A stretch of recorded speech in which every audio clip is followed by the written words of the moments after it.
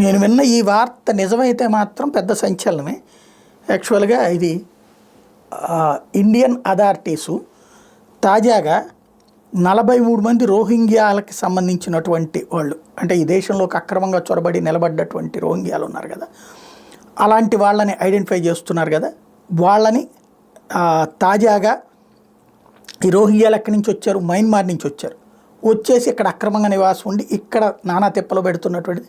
ఢిల్లీలో అట్లా ఐడెంటిఫై చేసినటువంటి వాళ్ళని సముద్రం దగ్గరికి తీసుకెళ్ళి ఏదైతే మయన్మార్ సముద్ర ప్రాంతంలో వాళ్ళకి రోహింగ్యా రెఫ్యూజీస్ని 43 మందికి సంబంధించి ఇంటర్నేషనల్ వాటర్స్లో వదిలేశారు. వాళ్ళందరికీ కూడా దాన్ని ఏమంటారు, ఈ మన ప్యాక్స్ ఇచ్చి, అంటే మెడలో వేసుకోవడానికి బ్రతకడానికి కావలసినటువంటి వస్తువులు ఇచ్చేసి సముద్రం దగ్గర వదిలేశారు అన్నట్టు.